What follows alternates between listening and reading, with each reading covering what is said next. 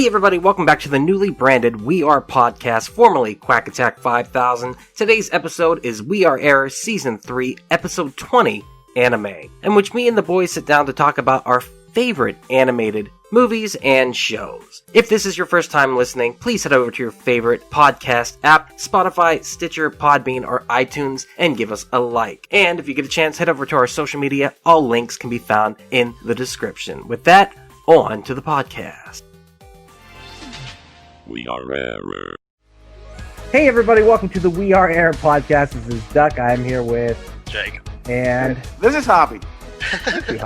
I like whenever, we're talking about contraceptives, whenever he holds his little loop up there, it looks like a Nuva ring or something, like he's supposed to shove that inside of him so they won't, won't penetrate his egg. Yeah. What is the We Are Air podcast? I lost like four of them in me. Surprised this one made it out.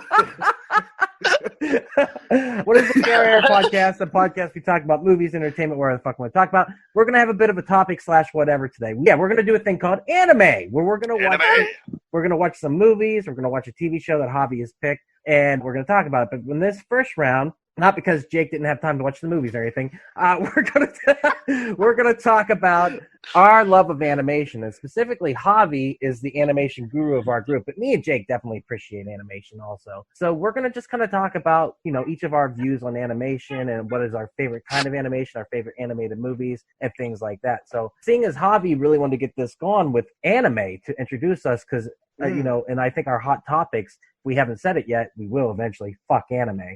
2 out of 3. Comment. I better enjoy this show while I can before I'm sorry, anime. I gotta fucking hate you now. The fucking hot take. You gotta get that up on your end. On your end, we're shocked. Just so you know, we're shocked. That's a hot take. Anime is great. Like you're the one who's on the outside here. All right, Javi. Tell us about your first animated movie that you can think of that really made you fall in love with animation and brought you down this path to being an artist and an animator and working on those things. The first one I saw, the first one that really piqued my interest in it, The Brave Little Toaster. Ooh, okay. Choice. I mean, that movie's so fucking solid. It holds up. It straight up does. So how old were you when you first saw this? 4. I was 4. What was it about that movie?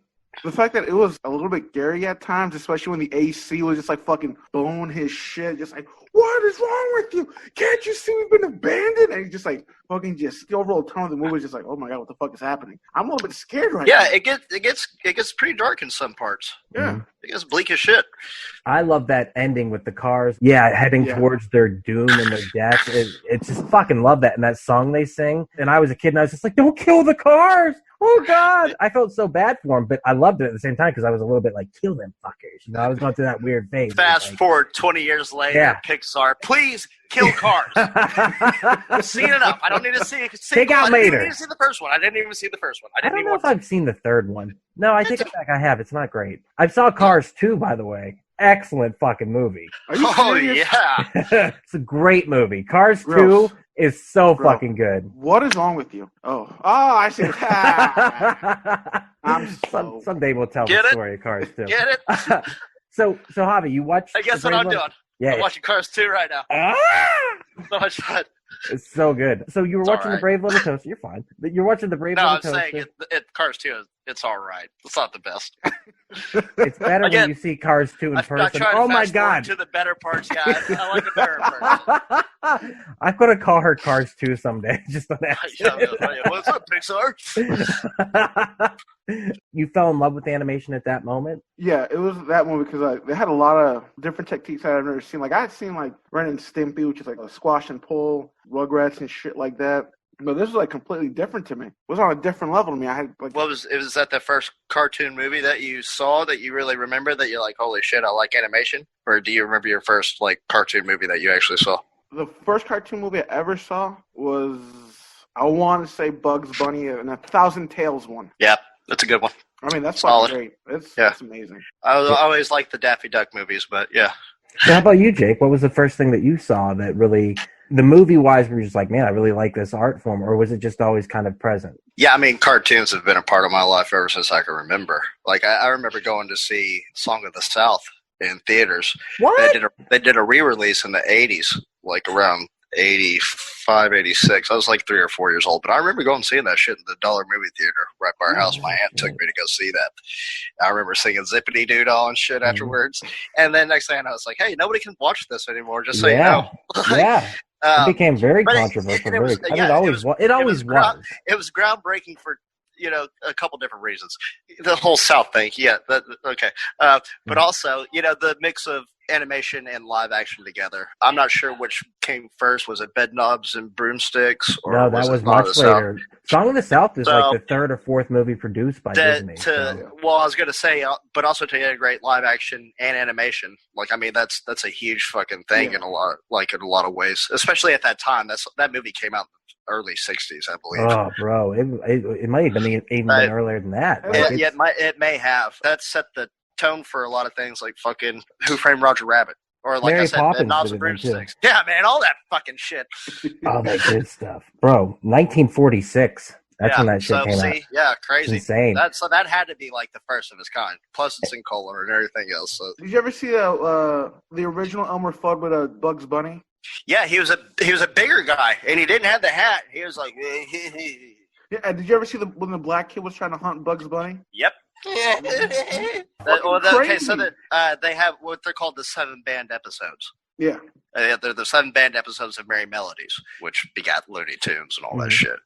But yeah, the time that it was portrayed, 20s, 30s, probably late 30s, early 40s, I guess, is when we really started doing color cartoons like that and developing voices of Mel Blanc, doing all of this shit. But, I mean, yeah, if you play them today, it's extremely fucking racist. But, I remember watching them as a kid, though, not thinking anything of it. Like, being like 5 or 6, they didn't ban them at that point. This is in the 80s, so nobody really gave a shit. They didn't think of anything of it. And it's weird how something like that can trigger a populace, and they say, well, this is not okay anymore. I get it. It's horribly offensive. And yeah, that fucking shit sucks. But also at the same time, I don't like that you can just X something out of existence if you don't like it. It's part of the history of animation. Yeah. And you know what? You don't erase history, good or bad. It doesn't matter. All the facts had to fucking be there. Exactly. If you don't like it, you don't have to fucking watch it. That's what I don't get. But that's a whole different conversation. Let's talk more about animation. I mean, if you talk about the history of animation, those were some of the very first animations with shit like that. Right. They're important. They are important. You may not it's golden age. Find it offensive, but it's fucking important. You never going to learn about what you're passionate about if you don't learn about its history. This way you can know where you want to take it. It's just like German kids in high school, they gloss over fucking World War II. Like, oh, nothing happened here for 1940. Bro. Come on. Yeah, if you ignore your past, you're doomed to repeat it. You're bound to repeat it, yeah. I want to bring up real quick Mel Blanc. I don't know if you guys know this, the Man of 1,000 Voices. Man of 1,000 Voices. Absolutely amazing. He was in a car accident and went into a coma. And I know what you're about to say. It's absolutely unbelievable. He went into a coma from this car accident, and they thought he would never wake up from it. And they would talk to him every day. And whenever he finally spoke, it wasn't Mel Blanc that came out. It was Bugs Bunny. What they asked him, they finally gave up, I believe. And they're like, is Bugs in there? Yeah. And then he started fucking talking like Bugs Bunny. And by bringing out his individual characters and talking to them, they brought him out of a coma. Make a fucking movie about that. That would Make a Roger Rabbit style movie about that shit. That would be unbelievable. Him in his fucking coma, and like it'd be like fucking Monkey Bone. Yeah, fucking. You know what I'm saying? Yeah, like, that would be shit absolutely would be amazing. My first movie, animated stuff was always there. TV cartoons, Gummy Bears, DuckTales, shit like that. Always loved it. Saturday mornings defined us. Absolutely. But the first animated movie I saw that really resonated with me as a film, as a work of art, and it's all art, but as an actual like emotional grasping, was Beauty and the Beast when it came out. And that's still one of my favorite animated films. At about the same time, The Land Before Time came out before that, and then Beauty and the Beast after. And I will say those two movies really define what I love in film. The Land Before Time, obviously, dinosaurs are big in the 90s. Like, we were all about that shit. It was kind of the beginning of that. Late 80s also. But that movie works. First of all, I love Don Bluth animation. I love his style. He got his own style. It's absolutely amazing. Gorgeous. And to see that he took the classical Disney stylings, then worked for Disney and said, this ain't fucking working, I'm bouncing, and goes over and makes his own company, and then ends up creating Fievel and then The Land Before Time. But that movie itself, not only is it a beautiful work of art where, honestly, the animation disappears. You just see dinosaurs that are alive at a certain point. And then the story and the underlying fuck racism of that story resonated with me so hard as a child. I think it's the one thing that protected me from being racist, because I knew in my heart of hearts, when I would be surrounded by all this racial shit coming in, I would always deflect it with, well, I know three horns don't play with long necks, but that for me really resonated, where I'm like, well, people are just different. And I wasn't raised around anyone of any other nationality or race or any of that. Even race at all. It's just about acceptance of everything. It doesn't matter if you're disabled, you look funny, you got Down syndrome, you're black, you're white, you're Mexican. But it doesn't matter what you are. That's the whole point. I get what you're saying. Like I said, dude, even when I was a kid, I did not know the retarded kids were retarded. Like, I had no idea. Like, I never even thought about that. I was just like, oh, that's who they are as a person, a little bit different. Who cares? It wasn't until I got older and I was like, oh, these guys actually have a disability of some sort. And I never treated them like they did. I went to school with this girl and I ended up being in like an assisted living helping her. And I never treated her any different. I was just like, how you doing? Like, it was the same day. You know what I mean? So I think that instilled in me that idea of like that. And then Beauty and the Beast. This is where Duck's Half a Gay comes out. I love musicals. I love the animation on it. I love the story, the whimsy, the fantasy. And that movie was the first animated movie ever nominated for Best Picture. It actually created the best animated category. Yeah, and so that movie, I think, stands on its own. It's a work of art in of itself. It's perfectly timed. It's perfectly paced. It's everything. And yeah, people have issues with it. Who gives a fuck? It's a beautiful movie, and the music is just unbelievable. Like, after that, I was just like, I love these Disney movies. And Disney's, during the 90s, was really having its renaissance, but it also had competitors. Bro, they were fucking putting out some bangers in the early 90s. Banging, bro. Yeah. And so, well, this shit fucking killed anyways. The whole Black Diamond series. So you got those fucking, any one of those fucking jackets. It doesn't matter if it's the fucking Jungle Book or if it's, you got Little Mermaid, whatever. But anything, all up to that time is fucking great. But yes, the Disney Renaissance truly did define an entire generation, I think. Absolutely. It's funny you brought that up. You brought up another point earlier, too. There's a great little mini documentary. It is about how Disney released stuff. Originally, like you said before, Song of the South coming out, Disney would put stuff in the Disney Vault, and then they would re-release it in theaters every 5 years, and that's how they made their money back. They would continuously recycle this. They did not want to put stuff on VHS. So what they did was they took the lesser Disney titles and they ended up releasing them. Pinocchio being considered one of the lesser of the original Disney classics, and that was the first one they released. And it sold like gangbusters. Like, now it's like the original classic, And the price for it was ridiculous. It was like $50 or something like that just to bring it home, but you could have it forever. That was the whole sales tactic. Fucking nuts, And they used the fear of taking it away, putting it back in the vault against people. It was a genius marketing scheme. It was. And they did do that because we all know what the Disney Vault is. Because now I said Disney Vault, and you guys are like, yeah, motherfucking vault, fuck that shit. That's where it's fucking the dude's head is. Yes, it's frozen in the middle, surrounded by VHS tapes, just diamond collection, like you said. But it's very intriguing how they didn't want to put stuff out in VHS because they didn't want the piracy, they didn't want to deal with that. Do you remember Oliver and Company? Didn't you say you went to see that, Jake, at one point? Oliver and Company? Oliver and Company was a shit. See it, but it wasn't a Disney movie, right? It was a movie, but they didn't release it. It started with The Little Mermaid. They released The Little Mermaid after. And that's why the Disney Renaissance really happened, because 89, The Little Mermaid, they released that on VHS and they took a chance by releasing that shit. And then after that, of course, Beauty and the Beast, Aladdin, Lion King, that's the four that really hit it big. But those are the ones they released on VHS. Then you get things like Oliver and Company. They didn't release that on VHS for 10 years. The Black Cauldron didn't get released for like 20 or something like that. It was absolutely insane. So they did not want to do that. But because we had access to so much, we got to view so much more than everyone, and we could review it and repeat. I mean, I can't tell you how many times I watched those movies when I was a kid. Speaking of all of that, one that really does stick with me, but I remember watching it in music class in elementary school and shit, where they fucking make us play recorders out of that fucking blue water. Fantasia, man. Oh yeah.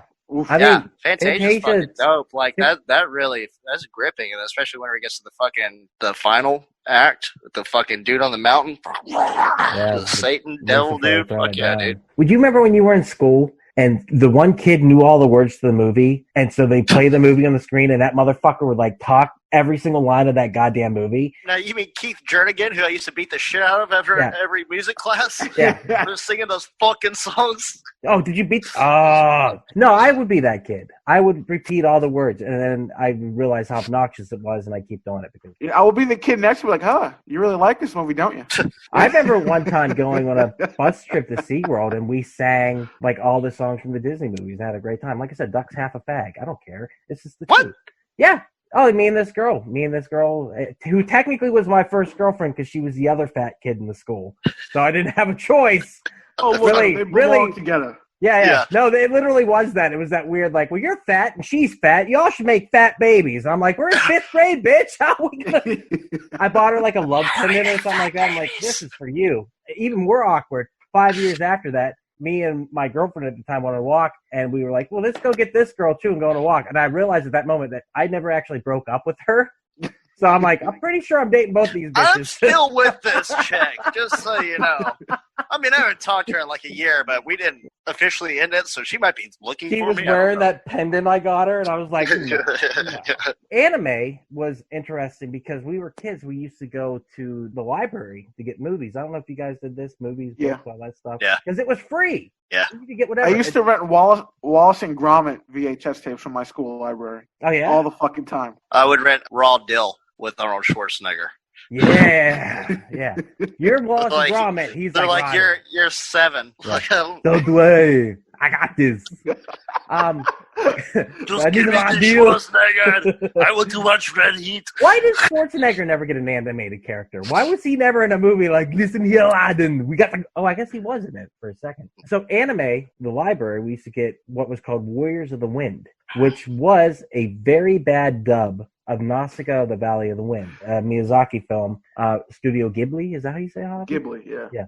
We would rent this all the time, and I fucking loved it. This movie would make me cry. And it was the bad version of it, the bad dub of it. Very bad. And very truncated and cut up and rearranged. And so, for me, we would watch this. And if you've never seen it, Jake, it's super interesting. But it's got the ugliest bug creatures with like 1 million tentacles out of their face and red eyes. And there's a little baby one. And it gets in this acid water. And when I was a kid, I was like, get the little bug out of the acid water. Like, it would really upset me. Right. And like, well, it's like watching the shoe being dipped in. Yeah. Yes. Like, dude. What are you doing? What are you doing? Yeah. Don't do that. Exactly. Yeah. And that really endeared me to that movie. But let's talk about that real quick. I remember as a kid watching Who Framed Roger Rabbit and being so afraid of the dip scene and the end scene, I hid behind the couch. That's how scared I was. Oh, yeah. Because when his eyes popped out, dude. Oh, I know. That was and it sounded just like this!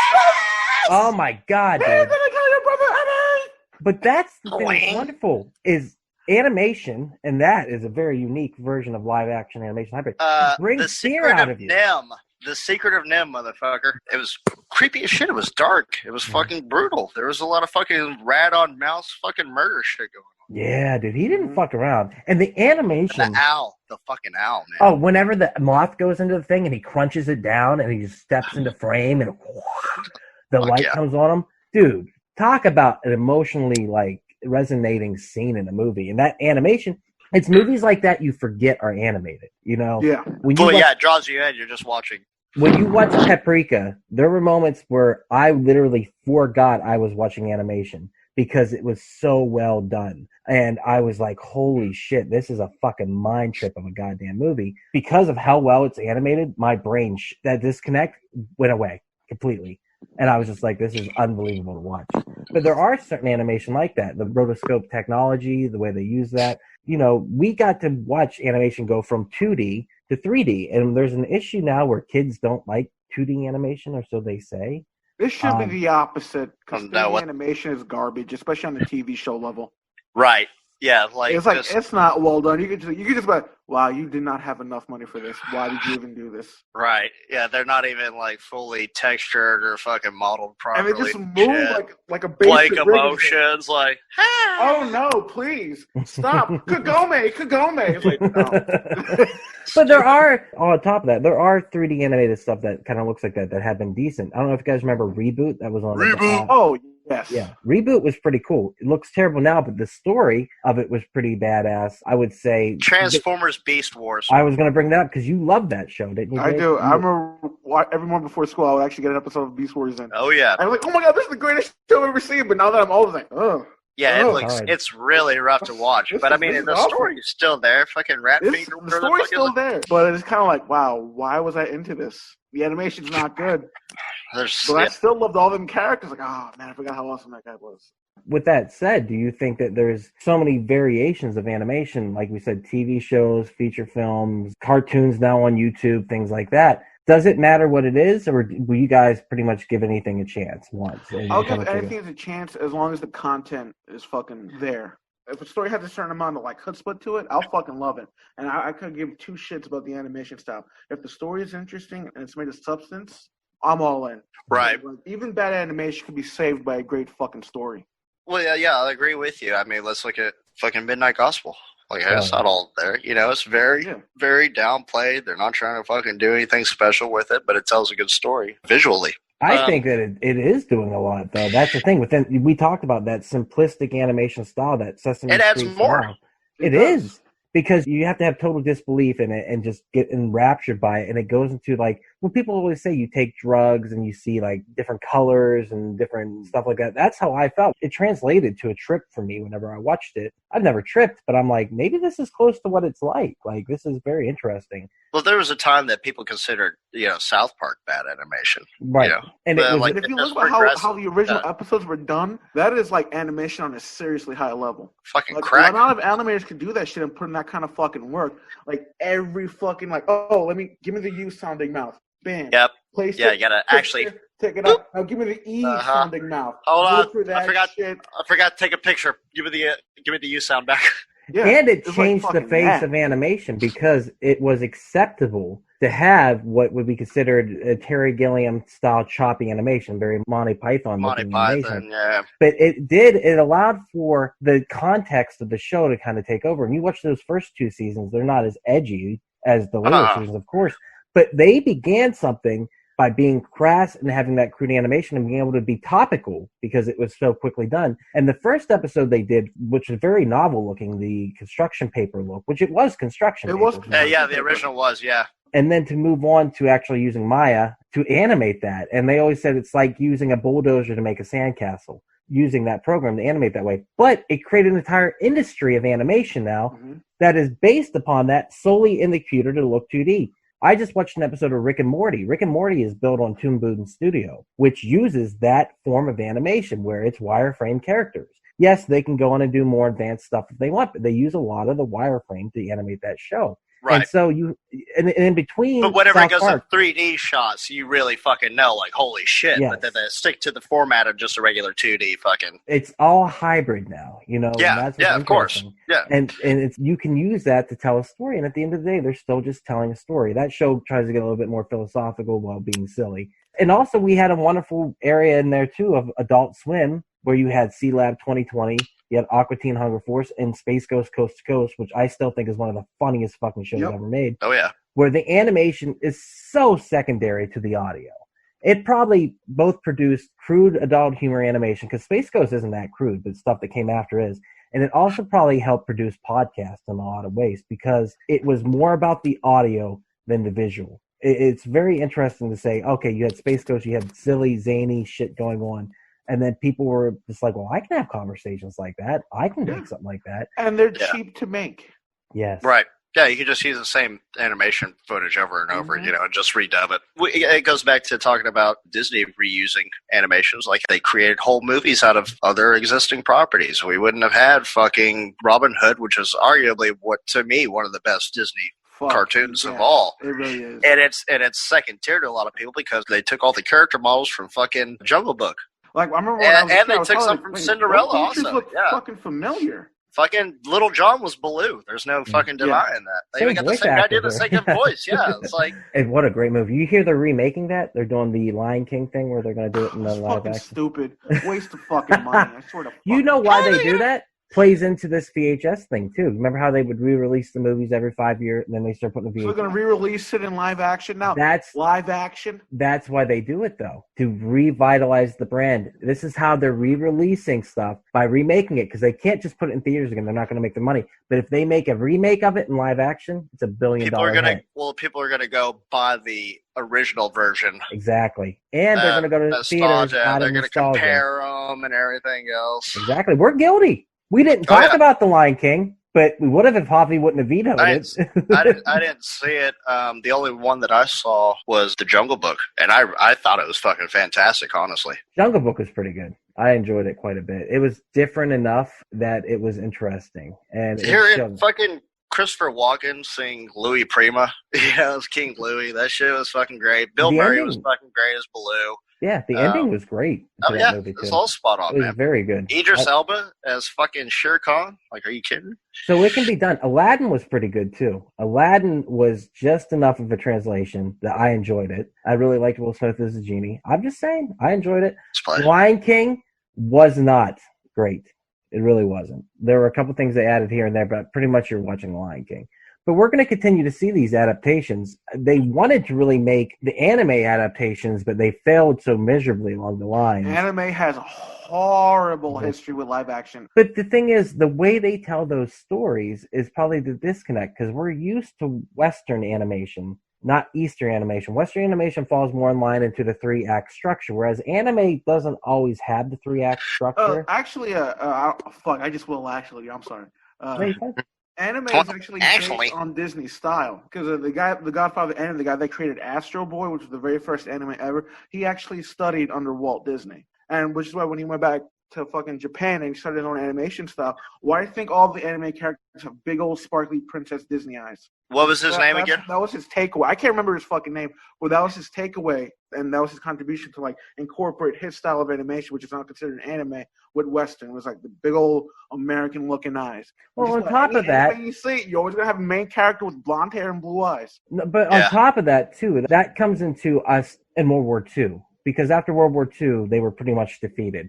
And they had to accept Western culture into Japanese culture. You got to remember, Japan was separated from the rest of the world for generations. It wasn't until the turn of the century they were not part of our world. And when they opened up and after the war, they had to accept a lot of our culture in. So that's part of that healing process too. Manga is stated to be what healed that country after the war. And, you know, they really introduced a lot of the big robots and shit like that after that too, which really plays into, you know, their point of view and all that stuff, especially like Godzilla. God damn it, I love Godzilla so much. Yeah. We follow more of a 3-act structure, whereas anime doesn't always have that traditional 3-act structure.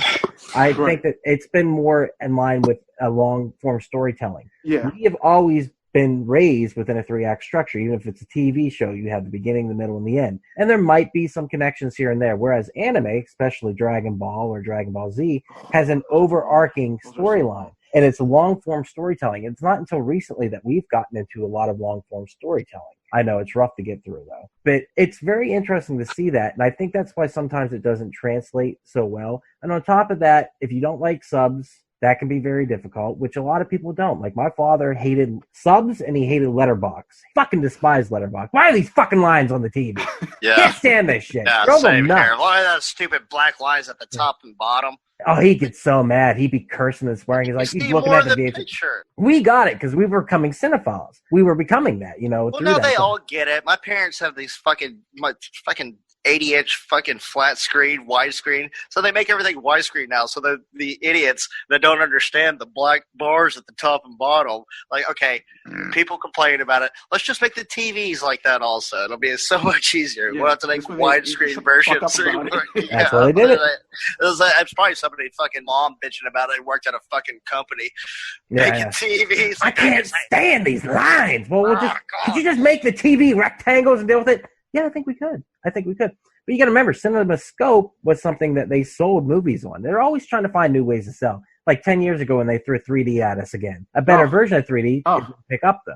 except for Avatar, but they were like harping on that. But once we get to virtual reality, yeah, well, 3D will work. But Javi, what was the anime that you watched the first time that really brought you into that fold? Because you are a fan of Japanese animation. I remember. Anime.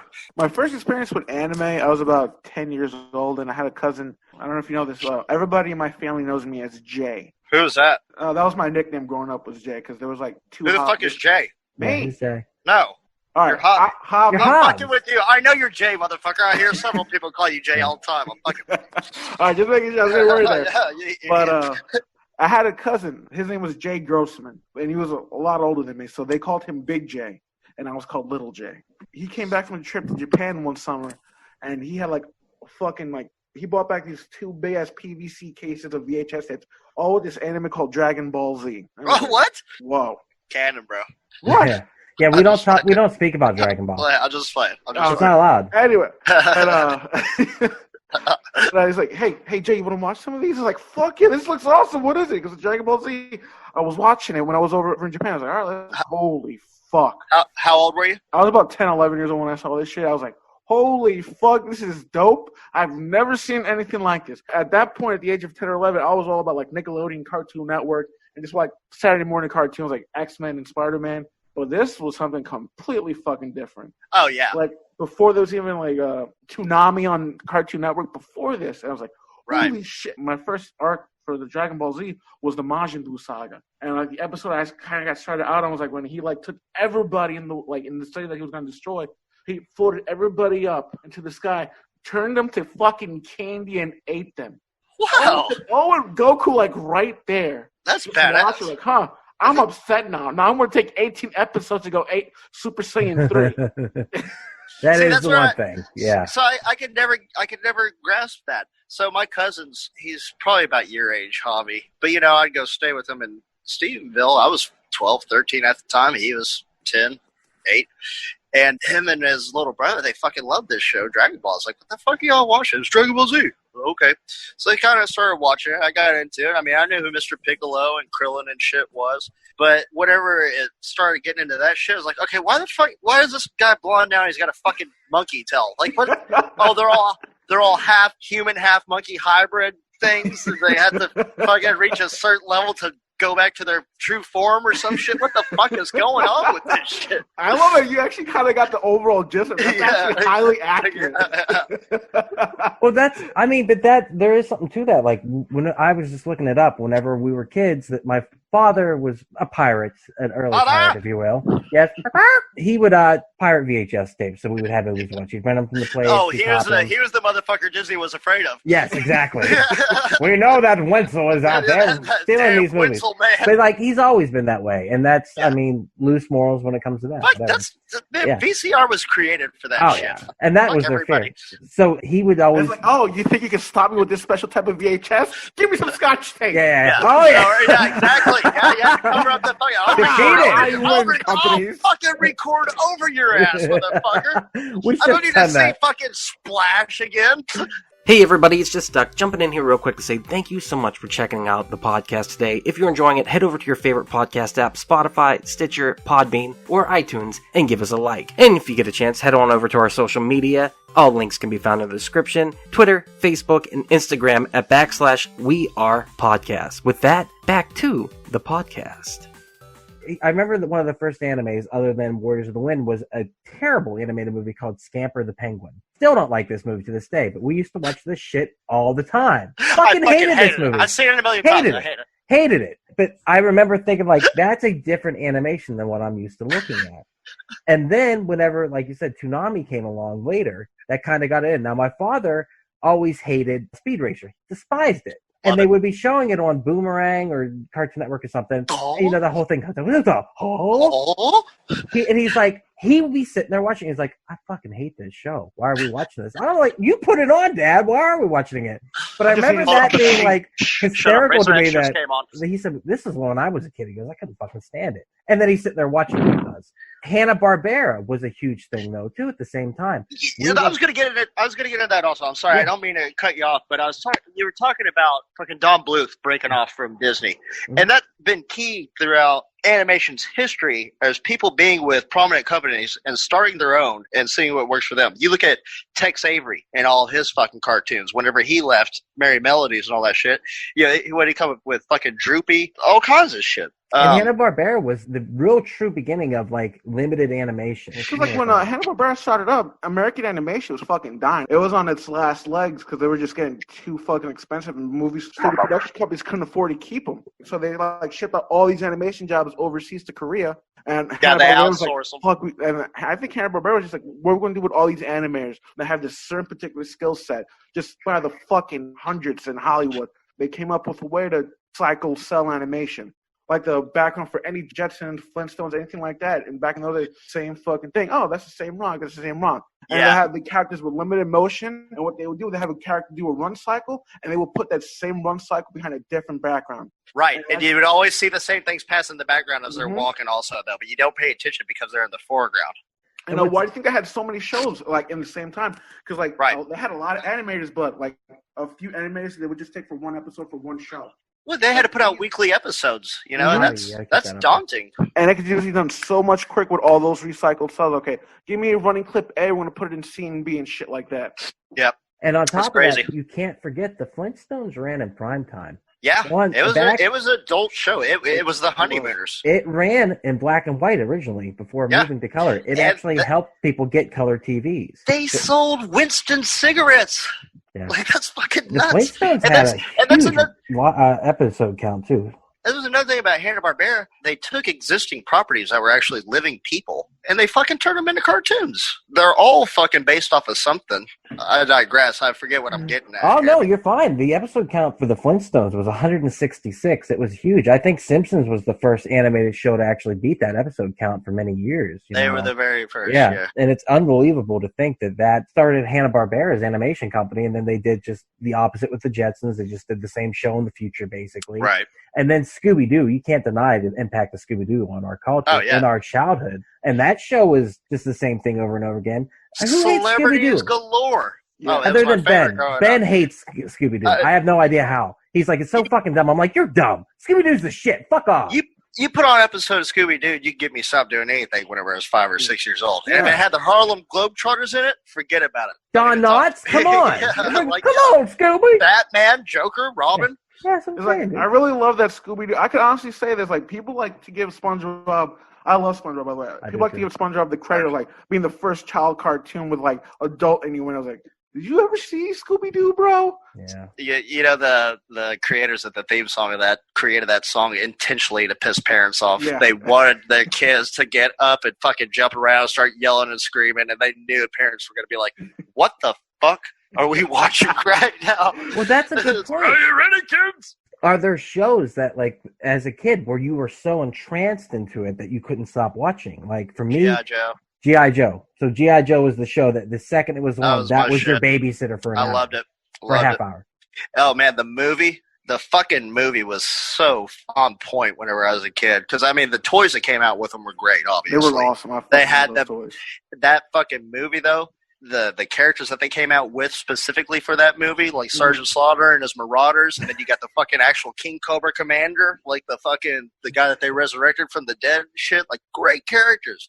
They had this one son of a bitch had like these blades coming out of his fucking forearms. That dude was badass. He's got the fucking wings. He's almost like Archangel. That's what he looked like. Yeah, that shit was, man, fuck. That was so dope. So that would be your Roadblock had to carry around Cobra Commander as he's turning into a fucking snake. Like, it's one of the main G.I. Joes, and it's him stuck with Cobra Commander. Cobra Commander's got this debilitating fucking turning into a reptilian disease, and he's carrying it around, and they got the back and forth banner shit. I'm like, what? This is great. I think we need to do a G.I. Joe cast because I never watched it. G.I. Joe's fucking amazing. Yeah, G.I. Joe's the shit. I like the movies. I mean, the movies are fun. So I was like, I can get on board with this. Now? Like Channing Tatum? Yeah, I liked it. I like Channing Tatum. Channing Tatum. Duck's half a fag. I said it earlier. How about you, Javi? What was We're the all show? half a fag. Fuck you. When it comes to shit Channing too. Tatum, when we're all half a fag. When I was a kid, the one cartoon series that would fucking stop me dead in my tracks if it was on, or if I even heard it, was the Herculoids. You ever heard of the Herculoids? I remember the blob from it. Gleeping Gloop. Yeah, Yeah. Gleeping Gloop, yeah. They were the part of the Herculoids. And then the rhino that shot the fucking shit out of its Thundera nose. and all that shit. Oh my god. Oh, Thundercats. Fuck, that was a good one, too. Thundercats was the fucking shit. Like if I heard "ho" in the background, Yeah. I was fucking out of my. Where's that coming from? Because I'm about to watch it. I'm about to creep over that kid's house and peek in the window. What you watching, Thundercats? I gotta view my man Panthro fucking some shit up with some goddamn nunchucks. Motherfucking Panthro coming through, baby. The cartoons were definitely used to babysit us. I like Care Bears. I admit it. Once again, I loved the half a Care fag. Bears movie whenever I was like 5. I loved And the Care Bears. it's not good, but it got me in there. Like, I enjoyed it, and I liked the collectible aspect. And that's the thing in the 80s. They were selling us toys. Oh yeah, that's all it was. They built shows around the toy line. But Yeah. the He-Man, ones, Masters of the Universe. You know, the ones that I really loved were the Disney cartoons. DuckTales, Rescue Rangers, Tailspin. Tailspin. Goof Troop, Darkwing Duck. Yep. All those were really, really good. Those are some I- fucking hitters, man. Yeah. Yeah. And DuckTales especially. DuckTales, to this DuckTales day, was the jam, hands man. up. It just Yeah. is good. And Always you had just, to watch you hear it. the beat like, "Bah, da, bah, da," Uh-huh. and he's like, oh, here we go. We're gonna do this. It's a Duckler. we weren't allowed to watch the Smurfs, though, because there was magic They're in it. satanic. Yeah, we weren't allowed to Yeah. watch it. And I'm like, How it's the so the fucking Smurfs are actually harmless. based off the KKK. Papa Smurf was a Satanist. That's why we're all red. And Yeah. they all Like had Yeah. a the wizard fucking- of the Ku Klux Klan. yeah, that's it. They were Yeah, all the same color. Yeah, they all had hated white Jewy pointy looking hats. Gargamel. It's like, come on. yeah. Is that True. true? I think Kind it's of. true. I mean, there's a It's a couple of theory. different things. Gargamel is definitely modeled after an old idea of what Jews were. He was Like, always the- trying very to short- steal the Smurfs' currency. It's the like, come on. fucking the long fucking nose, the furrowed brows and shit. Like that's he was a golem essentially. Yeah, stereotypes that are kicking Yeah. into that. That's creepy. But there is a whole thing about this where they do believe that they're Satanists. There's only one fucking woman there, and he's got these tribe of fucking dudes and shit. So it's kind of like an Aleister Crowley kind of situation? Or yeah, like I guess I don't know. We really grew up in a renaissance of animation where it was readily available to us, whether it be through TV, Saturday mornings, which kids don't know this. Like, there weren't cartoons. You had to wait till Saturday morning and hope that they would be on CBS or NBC or whatever. I mean, CBS was really the one kicking with the animation block. Like, No, you it was wanted to watch. Fox, bro. It was Fox, Fox? all day. What? Okay, so that Oh, it was might have been later on. regional. I'm I an was idiot. gonna Yeah. say, well, no. Fox was Yeah. later on. Like whenever we hit, like Duck and I probably hit around like 10, 11, 12. That's where Fox started really come through with their animation. Batman, They had Animaniacs. X-Men. Oh yeah, God, yeah. X-Men was the primary. It was like the first that they really X-Men, threw at man, you all the way, and that was Yeah. one that I had to watch every fucking morning. all bro. the time, dude. Every Saturday morning, and then it's Like, so good. What a And lot of people don't understand about those Saturday mornings, man. You were young, but you had a fucking ritual. Like, you would get up at like 7:30. Like, usually, Okay, wow, like, This one comes on at 7:30. I need to watch this at 8. I have Yes. to switch channels to this one to watch these shows. Like, yeah, You know, it was early I really- planning for your I life. fucking miss that ritual so much. Like, because I remember we had this diner across the street from where we live called Coney Island. They would open like 4:30 in the morning. So I would get up at 6:30, be across the street at 6:45, get my sandwich, my bacon, egg, and cheese on a toasted butter roll with some home fries, a strawberry milk by Nesquik, run back across the street, be in front of my TV Saturday morning at 7 o'clock, dude. watching some fucking animal show. You're like, oh my Duh. God, you're Fuck doing the yeah. greatest day ever. Yeah, And and then Yeah, noon good luck getting me hit, up at 8:30 for school. noon Eight hit, days a week. and then you hear the opening to Soul Train, and you knew the entire Saturday was over after Yep, that. you're like, well, my Saturday's fucking over. And Soul Train. people walk away. I Go would outside and say- play some ball, I guess. That excitement, Play though, football. is still in my life. Like, I think of Saturday that way because Saturday starts with a fucking bang. It starts with getting your bowl of cereal, sitting down, and getting prepared for some fucking Muppet Babies or Teenage Mutant Ninja Turtles Yeah, or even Muppet Pee Wee's Playhouse, which we weren't allowed to Yeah, watch in my yeah. household Ooh. because he jerked Why? off in the theater. So we weren't allowed to watch him, but we would sneak it sometimes. We would sneak a little Pee Wee. Just like he was And snake then- jerking off in the theater. Just as he would sneak a little Pee Wee. You're right, but that's. I mean, it's ridiculous. It that excitement still permeates it. Saturday's the best day of the week, if you ask me. Always, regardless of what day of the week. It's the perfect in between. I mean, obviously, but you guys feel the same way? Do you get excited about like a Tuesday? I feel like Saturday is always the most exciting, and I think it is perpetuated by, or at least that nostalgia for Saturday mornings is why I feel that way. Well, right now, I mean, every day is a fucking Saturday for me. Yeah. But my Saturdays through work have become Monday and Tuesday, whatever, working full time. You know, I can't put a fucking label on these days like that. I mean, it's hard. It's hard. How about whenever we became a little bit older, about our teen years, we got things like, well, we always had Nickelodeon, and Nickelodeon started killing it with their, Nicktoons in the early 90s. Well, and they would do their own live action shows, though. You had like Hey Dude and fucking Salute Your Shorts and shit like that. Absolutely, Your Shorts, yeah. Yeah, who did? Amazing. And then they ended up getting the Clarissa Explains It All. With Snick on a Saturday night was the shit. And then we also, just playing into this, it's not animation so much, but TGIF, Friday nights. We watched that shit. And the big one for me was dinosaurs. I love dinosaurs. I guess you could say that's a version of animation. I guess puppetry could be thrown into that a little bit. Puppetry is technically a form of animation. Yeah, so I think that's important too. There was a live action cartoon, I guess. But I love dinosaurs. I thought it was great. And that show was fucking weird. Whenever and then Robbie got roid rage. Yeah, he got. Did you know that his buddy Spike was voiced by Chris Maloney? Ain't that a bitch? That's crazy. Yeah, that's fucking weird. Also, the way that show ended fucking bugged the shit out of me. Oh, yeah. I was like, this is fucking horse shit. Yeah, that's the most depressing ending ever. It's like, okay, well, the nuclear apocalypse is here, and there's like, I remember ash falling everywhere. It's like, when I was a kid, I saw that shit, I got upset. But not as upset as I got when I saw the end of David the Gnome, which is like my first one I've ever seen. David the Gnome, holy shit. Where the main character just up and disappear with his wife. He's like, what? There was yeah. David the Gnome was fucking great. All right, real quick, we got to go back and appreciate the fact that Javi turned into an old man where he's like, it's horse shit. Dude, as a kid, that bugged this shit. I was like, are you fucking kidding me? You're going to make me form this attachment to this man? Are you going to fucking take him away from me? No. What were you going to say, Jake? What was the next there was another show on Nickelodeon. I can't remember, but I used to fucking love it. And it came on either before or after David and Gnome. But it was like this, it was a koala bear family. No. Oh, I know what you're talking about, yeah. And they rode around in this giant eucalyptus tree that had fucking water in it. They would go to fucking town to town. God damn it, I can't think of the... I'm finding it. I know what you're talking about. Yeah, that shit was fucking... I love that as a Noozles. kid. Yeah. Noozles, that's what it was called, yeah. Yeah. I mean... I've never heard of that. It's anime. It's an anime also. Pure from Japan. Like, that shit is Japan in a half-shell, Turtle Power. But that's what I'm saying. It's built into our DNA to love animation and to view it as its own art form where for a long time it was looked at as lesser. And I think we always kind of knew that it was viewed as lesser. It's kids stuff. But animation isn't kids stuff. It really isn't. It's just a form. So, like, when I was introduced to Fritz the Cat for the first time when I was a teenager, I was like, what the fuck are you talking about? And this was about the same time as South Park. A friend at the time was just like, you got to watch Fritz the Cat. And I was like, fuck is Fritz the Cat? And I'm like, oh, bro, we're going to watch Fritz the Cat. Then we sat down and watched it. I was like, holy shit, you can do this with animation? And then to find out Ralph Bashki was doing it the whole time, that he was really the godfather of Ren and Stimpy, which was doing its own thing. And then to go to my aunt's restaurant and see people at the bar on a Saturday night being like, put on Ren and Stimpy. That shit's funny. And getting drunk and watching it and laughing their asses off. Yeah. It can do so many things, and it's just a medium to tell a story, whatever story you want to tell. And sometimes it can tell a story better than live action. Live action probably caught up because the animation got so good. They're like, we got to use this computer animated shit and bring it in. And now the movies we watch are basically live action animated movies. You tell me Avengers Endgame is an animated movie? That's probably 80% the entire animation. Movie is animated. Yeah, exactly. So we grew up to appreciate it even more.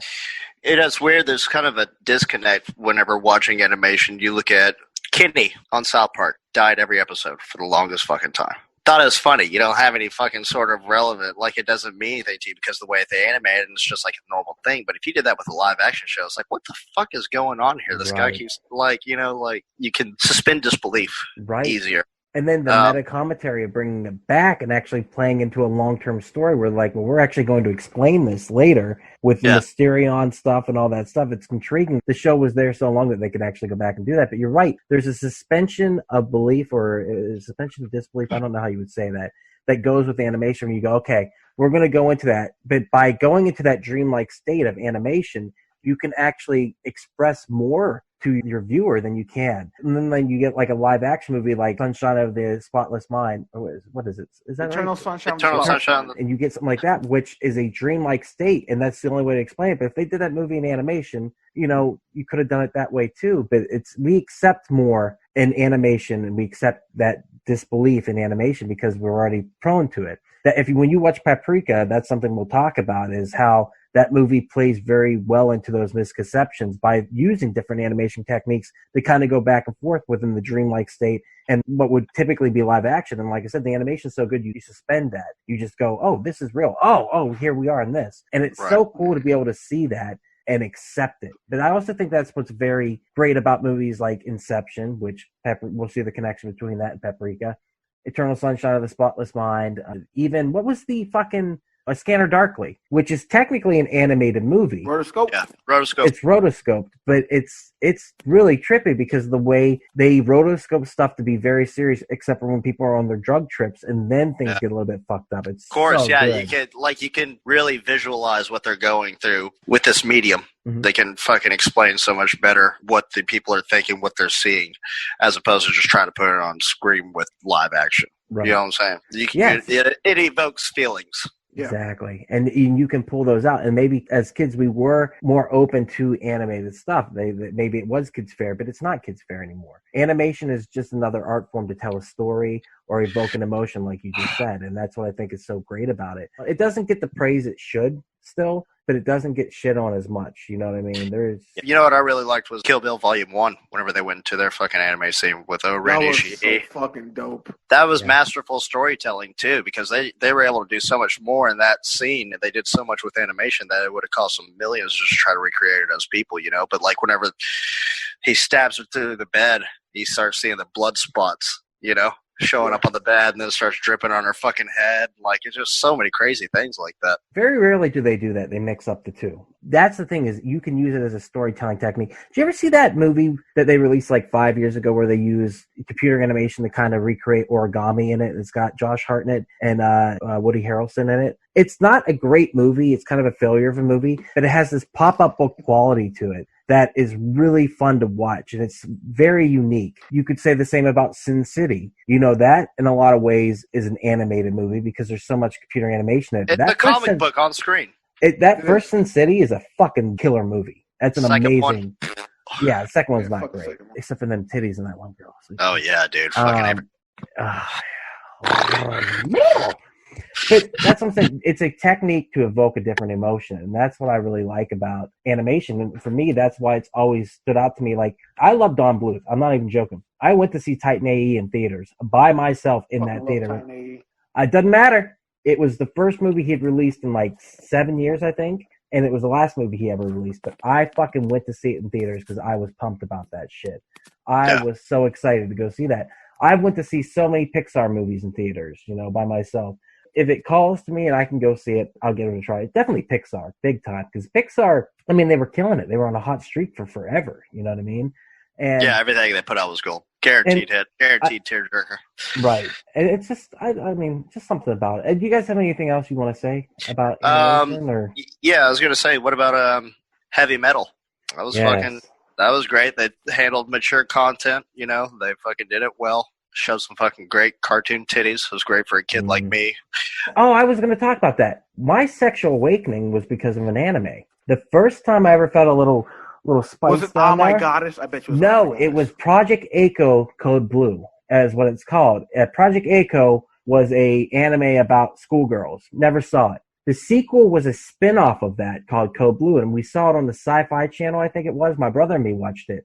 And the first time I watched it, the blue hair girl, I got a little tingling in my pee-pee watching that shit. And I was probably 7 or 8 years old. Jake, the look on Jake's face is great right now. He's like, you sick son of a bitch. But it really was. It was a sexual awakening because I felt sexually attracted to this animated character. There was a love story and this and that, and it wasn't provocative in any way. It wasn't that tentacle porn bullshit. Like, it was just the beauty. We're still together today. Here she is. Yeah. Look at my sex robot, if you will. Yeah. No, I kind of get what you mean, man. I remember I got one of my first boners from Jessica fucking Rabbit. Oh, yeah. Yeah, you were right. Oh, God, I would wreck this woman if she was real. I'd fuck her like a rabbit. All right, so hypothetically, you can go into the VR. You got the full bodysuit on. You're in the Jessica Oasis, Rabbit. if you will. Jessica Rabbit, bro. Could you? Would you? Jessica Rabbit, Miss Bellum, and Mrs. Betty Boop. Incredible. You're a Betty Boop fucker, dude. I can tell you're a Betty Boop fucker. You're all about that bitch. Every chick from fucking heavy metal. Just sucking on 2D Jessica sucking. Rabbit. Fuck, Jessica Rabbit's great, but the whore from fucking Cool World was way better. With what's her name? Yeah. Bassinger. Holly. Oh my god, that fucking whore. That was also another sexual awakening for me. When I watched that movie, it was me and my brothers watching it, and it was one of those, can you guys leave the room moments? Kind of like, I got a pillow over my I also lap. love that cartoon version of Kim Basinger was a lot hotter than Kim Basinger. Oh my god, yes. They don't make anything like that anymore. What else? What about you ever watch Rock-a-Doodle-Doo? We didn't talk about. Yes, Charlemagne made me hard. What was the Elvis character? I'm not talking about fucking them anymore. Oh damn it! I mean, nothing. No, I didn't. But that's a Don Bluth. I really like. We used to watch Rock-a-Doodle quite a bit. What about kids. And then I rocked my doodle. What's that? So what about Rover Dangerfield? That do anything for you? Yeah, I rocked my doodle to that too. No, Rover Dangerfield was great because that was probably my introduction to Rodney Dangerfield. The movie Ladybugs, which is a weird fucking movie. That's a great movie. It's still hilarious. But it is a weird, pervy like movie. It's bizarre. I made my stepson dress up as a girl and play with me. Tossing him out the bar. Classic. Yeah, there was a lot of stuff coming out of the 90s like that. Oh, and then you got. Did you ever see American Pop? That's another Baskey, isn't it? Baskey? I think so, but it's done like kind of the style of heavy metal, shit like that. Yeah, it's kind of that rotoscope style. I was gonna say you got to talk about All Dogs Go to Heaven because your dog Charlie is named after that dog. Namesake. It's the namesake, man. Yeah, she looks just like him to us. The way she did when she was a puppy. But both American Tells were great. I like the second one better than the first Baba one. Goes West. Yeah. You know who was really good? One of my favorite Disneys we didn't talk about, The Actual Rescuers. Yes. Yeah. Down Under. Yep. Down Under was the best one. I agree. Yeah, and that opening first 10 minutes of that is some of the best animation ever, and also one of the first uses of computer animation in an animated film. And one of the transitions in the opening, there's a woman giving a guy a blowjob. That is in the original movie. And it is not a blowjob. It's a topless woman. I could have sworn it was woman. No, dude, like in the silhouettes. There was one. There's a couple of these Disney things, but there was one that they really did show something explicit. It was The Great Mouse Detective. And if you look at that's what it was. There's two puppets fucking on the back in the background on a bed back there. You don't even notice it. But then the deal with the topless lady inside the window whenever they're flying through the night on the fucking bird on the first Rescuers, they're just going through the city skyline and all that shit. They think that was done in post-production by somebody else on the film. They put it on the fucking film itself and then put it out there. They didn't even know about it. Nobody would have even known if Disney wouldn't have recalled the fucking VHS. Well, there's a legend, there's lore behind that scene. Actually, Disney was watching the movie. It plays to how good of an animator he was and how astute he was. He was in the theater watching it, and as that scene played through, he didn't say a word. At the end of the movie, he watched it, he said, great movie, it's going to be a big hit. Whoever put that naked woman in there, he needs to be fired. And that's now, whether or not that's true or not, that is lore, because it wasn't taken out of the VHS release of the movie. So they had to recall it. They had to recall it. They had to recall it because, and then on top of that, Aladdin, supposedly the genie says, take off your clothes, which I've listened to, and it definitely was fucking there. I heard it. Aladdin himself. Whenever he goes up there and the tiger's sneaking up on him, he's like, easy, all the good teenagers take off their clothes. Yes, and that. Are you serious? Yes, yeah. It's in the original. Evidently, the priest in A Little Mermaid, his kneecap looked like a cock. It's definitely a cock. If you look at the Lion King, they put cocks all over the cover of it. That was another issue. There was fallacies in it or something like that. Lion King spells out sex. But it could have been SFX, whatever. If it's there, it's there. I remember being a kid and pausing the VHS when the internet showed up, and I'm being like, and honestly, it was SFX. And another big issue with Pocahontas. You guys remember Pocahontas? The biggest issue with that is it gave me a hard on. She was hot. What do you want? Like, Disney's doing everything they can to fucking turn these kids on. And the one movie that they don't put something sexual and they're like, oh, that's what. Oh, they put sexual shit in that. I was fucking. Right. I was rocking one. Oh yeah. God damn. Mel Gibson. Yeah. He's the 90s Channing Tatum. Right. You know what I really want them to do? If I can come out with a full version of that Star Wars anime, I would watch that. And also, you know what? So fucking badass. That needs to happen. What I want to get into also that I know that they have, and I never got a chance to watch it, but it came out on G4, was the Wolverine anime and the X-Men anime. They're two different. Yeah, that's what I want to watch. Code Monkeys. That's the best thing. Code Monkeys is great. Yeah, it's the best thing G4 ever made. I mean, like, if you haven't watched Code Monkeys, let's not forget Olivia Munn. Attack of the Show. Come on, bro. Attack of the Show. I always thought Morgan Webster was way hotter. Morgan Webster was way hotter. No, Jessica Chobot. Jessica Chobot. Anytime they had Sarah Jean Underwood on there. Oh my God, I forgot about Sarah Jean Underwood. Oh. Whenever she slapped Jessica Chobot's ass and she rubbed her fingers on her twat. Did you remember seeing that one? No. I'm going to YouTube Just look up Jessica Chobot, Sarah Jean Underwood. Oh my God. The Simpsons. That really was the first adult animation for us. That defined what adult animation is. And now it's on fucking Disney Plus, bitch. Like, for real? It defined my humor. Like, it was so fucking influential on me. The animation on that show is just unbelievable. And it's got that... Klasky Supo really did begin from The Simpsons. And then they went on to make the Rugrats and then Real Monsters and then... Well, yeah, it had been a long time since they ran animation at night. I think it probably was Flintstones. That was probably the last one that actually hit. And they're like, okay, let's take a risk. And it actually hit. So you see this whole influx of animation coming in after this. Like, well, if they can do it, we can all fucking do it. Right. And then, I mean, then Al Jean went and made The Critic. And then The Critic played on ABS at night. And then there were a couple other variations of that. And then Roseanne at one point, I think, had a pilot for an animated show at night. I think so. I know John Goodman had one, Father of the Pride. It was the first all 3D animated. Yeah, it was 3D animated, all 3D animated lines. It was just bad. Done by DreamWorks, too. It was terrible. Oh, it wasn't good? It was SKG, yeah. But, I mean, then not until you really got The Simpsons paired with Family Guy that became like adult animation, and then Cartoon Network doing Space Ghost Coast to Coast in the early 90s. That was their premiere thing. And then you get South Park, and it's just boom. You know none of them hold a candle to my man, the Xander Renegade Angel. Who's that? Xavier Renegade Angel, yeah. Xavier, oh my fucking God. I will never forget that show. That show is almost impossible to forget. Just look it up. It's like a bad acid trip, I would imagine. Wait, what is it called? Xavier Renegade Angel. And this was in the 90s they made this? No, this is on Adult Swim. 2000s? Like this was one of the first Adult Swim like nighttime programming. And it was all 3D. But I think the combination of The Simpsons introducing the idea of adult animation, it wasn't even that risky. Like I said, now it's on Disney Plus. It's fucking weird to me. No, it was very controversial. It was very controversial. The idea that I can watch The Simpsons on Disney Plus now, and it's still the same Simpsons. Right. So tame. Yeah. I'm just like, are you kidding me? And the newer Simpsons isn't as tame. They have to get that edginess.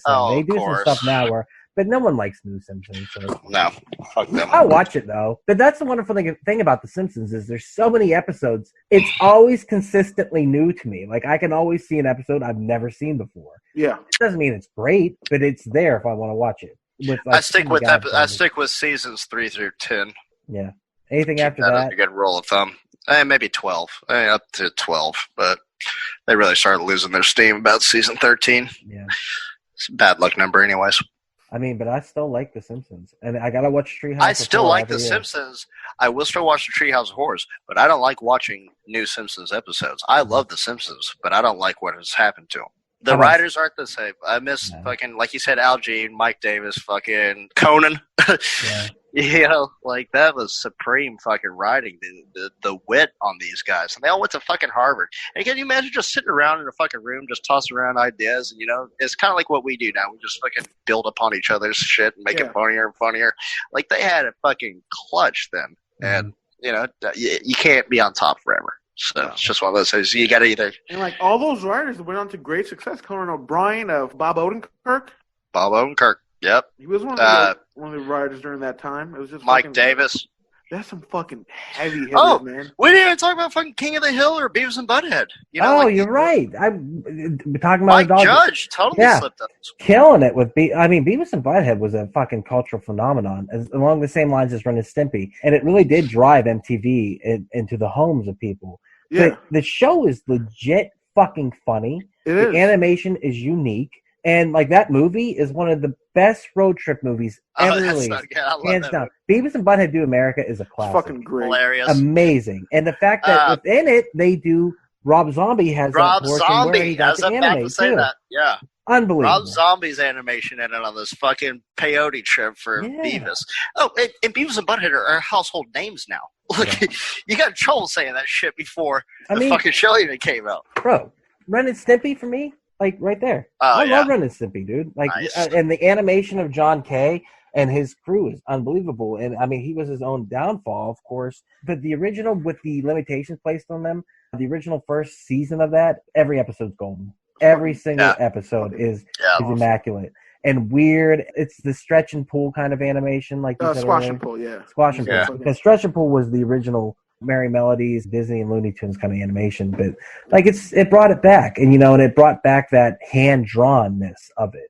But I like all animation. It doesn't have to be hand drawn. It could be anything as long as it speaks to me. Speaking of, we didn't show any love to stop motion. Oh yes, I was thinking that the whole time. For me, The Nightmare Before Christmas, even though we hate it, we've said that in our poor Javi. He got so upset. We despise The Nightmare Before Christmas. I don't want to hate it. I mean, I just have a Jack Skellington tattoo on my leg. But that you gotta go get that thing burned off, man. I know. I've been shaving it off with a cheese grinder every day. Yeah. I got some steel wool over here. I'll get it. I love that movie. I know we hate it. I know. But I'm a huge fan of it. Look, there's things about it I appreciate. I liked it sometimes, but just it's not for me anymore. It's fine. Yeah, but I absolutely adore that movie. But even the Rankin Bass shit when we were kids, the Christmas specials. Dude, I fucking love those. So even to this day, I'll still I get excited for the 25 Days of Christmas because I will get to watch the Rankin Bass like cartoons, all voiced by Mickey Rooney. Yeah, fucking it's a Mickey Rooney marathon. Yeah, Mickey Rooney Christmas. Every single character. Like even Rudolph the Red-Nosed Reindeer. It's not a good movie. I don't think it's a particularly good movie, but it's part of nostalgia for me. Frosty the Snowman. Again, probably not. Why the fuck would an elf want to be a goddamn dentist? He's a fucking faggot elf too, man. That's the gayest. He's like, I will be a dentist. I'm like, get out of here, you fucking faggot. You're gonna cobble. Like your father before you, and like his father before. Dude, that all one cobbled for Saint Nick. There's that Coco's one elf. for cobblers. All right, go back and watch it. There's that one elf who's just like, "Come on, Hermes, get your shit together." And then Santa shows up. He's like, "Let's do this one for Santa." I'm like, "You fucking two-faced motherfucking fat-ass elf doing this shit. This little faggot elf just wants to clean your teeth, bitch. You calm down." Yeah. So gay. Okay. But a classic faggot film. But it does. Those Charlie Brown Christmas, Charlie Brown every holiday. Yeah, for me, the Muppets too. We got to throw that in there too. I love the Muppets. Everything that has anything to do with the Muppets, anything Muppets, I'm all over. Whether it be the classic Kermit and Gang, or whether it be Labyrinth, Dark Crystal, or Sesame Street. Anything. Oh yeah, dude. Like all that lore, all that stuff. And dinosaurs. Yeah, dude. Dinosaurs. He did that. I mean, the Teenage Mutant Ninja Turtles. Those and then the original movie. Yeah. That was Jim Henson, and he was upset about it because of the violence level. But it's like, fuck it. Those violence level. You fucking nerfed them to begin with. I mean, those puppets still work. They look fucking amazing. Except when you see the mouth occasionally. Whenever they're at the fucking house, the abandoned house or whatever, they fucking meet up there. Do it. I'll do the mouth for the turtle. Yeah. She's like, wow, bro. Cowabunga! Remember all the the toys they had the fucking one had the swallow over here that's got the fucking nose out here, he's got gold grin. I mean, we did a podcast. But that's how they looked at the comics though. Mm-hmm. You know, so it was spot on. There's so much of it that's built into us. You know, every day I think about one of these animated films. Did y'all like Transformers, the cartoon? Did y'all remember the movie? I liked the movie. Why you gotta kill Prime so early? He said it. I cried when they killed Optimus Prime. I cried. Yeah, I cried. I thought you said you killed him. I was like, damn it, Jake. No. I said I cried whenever Prime died. Yeah. He didn't cry when Optimus Prime died. Team America, World Police. Yeah, I like that movie a lot. I'm so lonely. I'm so lonely. Freedom isn't free. We're just, least to say, we love animated films. And the more and more we talk about it, the more and more I realize maybe I like animated stuff more than I like live action stuff sometimes. Talking about animation has made me remember animated shit that I haven't remembered in fucking years, though, talking about. Like, I just thought of one right now. Animal Olympics. Do y'all ever remember this fucking movie? Yeah. Is interspecies animal Olympics. And it's just fucking... I got worried. I didn't know where that was going. I know what you mean. It was about bestiality. So they had fake-ass Barbara Walters on there. It was played by Gilda Radner. And it's just, I don't know, man. There's something about that time whenever you saw movies like that. It's just... They were taking chances. They were taking chances and throwing it out there because it can be used. It can be used as, I mean, animation can be anything. You can tell a traditional story. You can tell a comedy. You can tell a very in-depth, trippy fucking thing. Like, it's just there to tell the story in the best possible way. What was the Philip Seymour Hoffman claymation movie? Oh, Mary and Max, bro. Mary and Max. Mary and Max is a heart ripper. If you ever get a chance to watch it, that is one of the best movies out there. It will take you places emotionally you're not prepared for. And it does it, and it's one of the funniest movies, too. And I don't know how they're able to take this stop-motion animation and tell this story of a long-distance friendship. And by the end of it, I mean, just even talking about it now, my heart's ripped out, and it's just, like, crushing me. It's beautiful, dude. That is a work of art. Unbelievable. And funny. Fucking funny. Like, laugh out loud funny. Like, that is the very reason that films exist. To show you something in a very unique way, to tell a very personal story and to elicit an emotion from you that's just unbelievable. Love that movie. Oh, God, it's so good. Wes Anderson killed it with Fantastic Mr. Fox. I will say that. Also amazing. That movie is hysterical, too. Really love that movie. It's great. Yeah, I mean, there's just so much good shit out there. Get out there and watch it. But yes, take some of our suggestions and go check this shit out because there's so much gold in there. Like, not even joking. And if you want to get a hold of us, we'll tell you what to watch. Yeah. We don't mind talking about it. We love talking about this shit. This is what we live for. I will berate you, but I will give you good advice for it. Yeah. I'm not going to berate you. I'm not going to berate you. Well, I mean, I'll shoot you straight. If you like something that's stupid, I'm going to let you know. But you know, Jake will be the berater, and we'll just tell you what to watch. And you got Jake. Yeah, you can watch that, you fag. You fucking homo. But with that said, you goddamn homo. This has been Duck. I have been here with Jake and Javi. And support local comedy, motherfuckers. Man. Fuck that. Support us. Yes. This is local comedy. Fuck you. Let us sleep in your bed. Let us sleep in your bed. Let the poor boy sleep in your bed. You're not going to be there. You're not going to even be there. You won't even notice them. My favorite part. You vicious animals. So good. So good.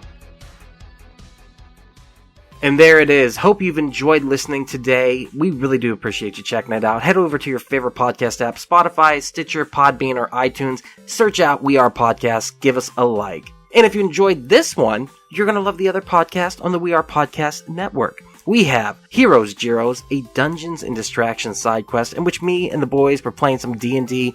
We're having so much fun. Also, We Are Bagu, a video game podcast. We talk Atari to Steam and everything in between. That is me and Dr. Ethan Eastwood breaking down all that video game news and lore. And finally, I Hate Being Sober. Personal stories from epic people, where I sit down with some of my favorite people on this planet. We talk about their life. We talk about their tribulations. We talk about whatever the fuck we want to talk about. It's a great podcast and you're really going to enjoy it. Don't forget to head over to our social media. All links can be found in the description. Facebook, Twitter, Instagram at /We Are Podcast. Also, if you like this, please share with your friends. It's the only way we can grow the channel. Please don't forget to support local comedy any way that you can.